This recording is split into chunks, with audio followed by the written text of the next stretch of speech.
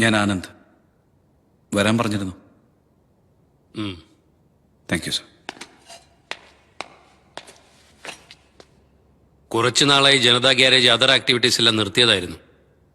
അങ്ങോട്ട് വരുന്ന പരാതിക്കാരുടെ എണ്ണവും കുറഞ്ഞതായിരുന്നു. ഗുഡ്, എല്ലാവരും നന്നായെന്നാണ് ഞാൻ കരുതിയത്. എന്നെ എന്തിനാ വിളിപ്പിച്ചത്?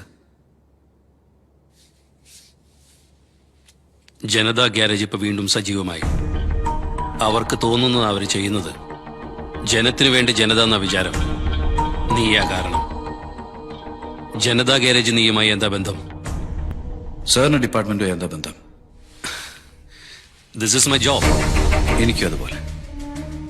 പലരും അവരവർക്ക് ഇഷ്ടമുള്ള ജോലി ചെയ്യുന്നു. എന്ത് ജോലി? നിങ്ങൾക്ക് തോന്നും പോലെ ഏത് ന്യായം ഏത് അന്യായം എന്ന് നിങ്ങൾ തന്നെ തീരുമാനിക്കുന്നതോ? ആരെങ്കിലും വന്ന് കണ്ണീരൊലിപ്പിച്ച് എന്തെങ്കിലും പറഞ്ഞാൽ അതും കേട്ട് അവർക്ക് വേണ്ടി ആളെ കൊല്ലാൻ നടക്കുന്നതോ? അവർക്ക് നീതി കിട്ടാത്തതുകൊണ്ടാണ് അവർ ഞങ്ങളെ തേടി വരുന്നത്. അതിനിവിടെ ഞങ്ങളുണ്ട്. ചെറുപ്പമാ നീ, നല്ല പഠിപ്പുണ്ട്. ഇത്രയൊക്കെ ആയിട്ടും ഇങ്ങനെ കോമൺ സെൻസ് ഇല്ലാതെ പെരുമാറാമോ? ചെയ്യുമ്പോ നല്ല ത്രില്ലായിരിക്കും, ഹീറോ ആണെന്നൊക്കെ തോന്നും.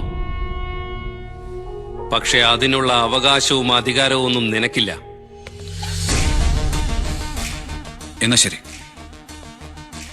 നിങ്ങളൊരു കാര്യം ചെയ്യും. ജനത്തിന് ജനതാ ഗ്യാരേജിനേക്കാൾ വിശ്വാസം നിങ്ങളിൽ ഉണ്ടാക്കണം. പ്രശ്നങ്ങൾ ഞങ്ങളിലേക്ക് എത്താതെ നിങ്ങൾ തീർക്കണം. അതും വലിപ്പ ചെറുപ്പം നോക്കാതെ. ആപത്തിൽപ്പെടുന്നവരെ നിങ്ങൾ സഹായിച്ചില്ലെങ്കിൽ അവർ വീണ്ടും ജനതാ ഗ്യാരേജിലേക്ക് വരും. അങ്ങനെ സംഭവിച്ചാൽ അതിന് ഞങ്ങൾ ഉത്തരവാദികളല്ല. All the very best.